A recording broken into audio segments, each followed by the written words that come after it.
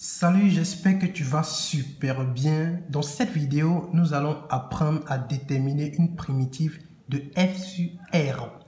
Alors ici, on a deux fonctions. On va commencer par la première fonction. La première fonction ici, c'est une fonction polynôme. Je sais réellement que les primitives demandent à ce que on maîtrise les différentes formules de primitives. Mais dans cette vidéo, ne vous inquiétez pas, je vais vous montrer une méthode simple qui va vous permettre, dans tous les cas, lorsqu'il s'agit d'une fonction polynôme, de pouvoir calculer ou déterminer la primitive de cette fonction. Alors ici, on sait tout simplement qu'une fonction, par exemple x exposant n, sa primitive, tu ne fais que ajouter plus 1 à l'exposant. Ça va faire n plus 1 et tu divises par n plus 1. C'est tout. Donc ce qui veut dire que ici, primitive de x exposant 4, ça va faire directement, si je mets grand F, parce que quand je mets grand F, c'est pour déterminer la primitive, ça va faire grand F égale x exposant, normalement c'est 4 plus 1, donc ça veut dire que l'exposant c'est 5 divisé par 5, si on essaie de suivre cette formule. Alors, moins, ici, les valeurs qui sont associées à x ne changent pas, donc ici ça va rester 4, donc ce qui veut dire tout simplement que primitive de x exposant 3, ça fait 3 plus 1, qui fait x exposant 4 sur 4.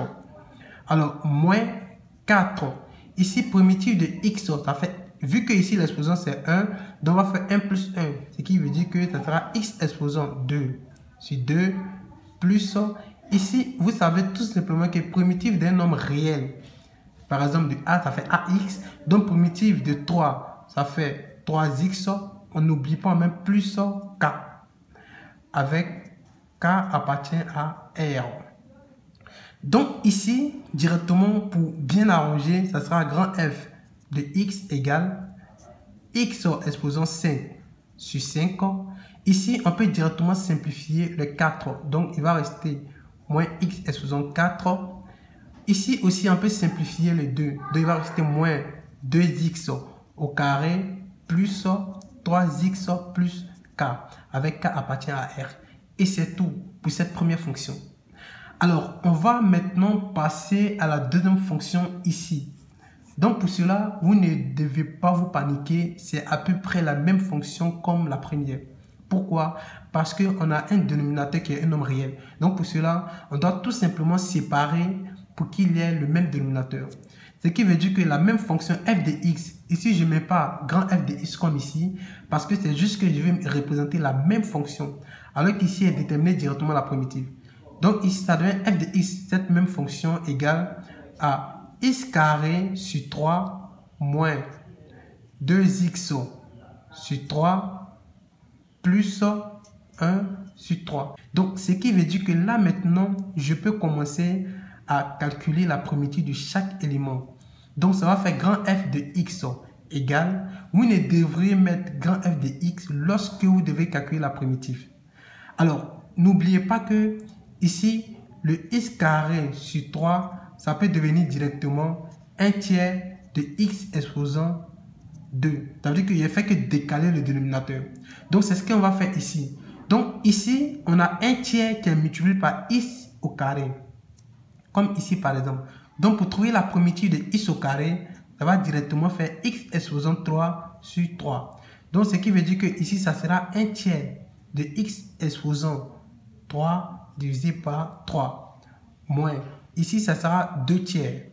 2 tiers de x au carré fois x au carré sur 2.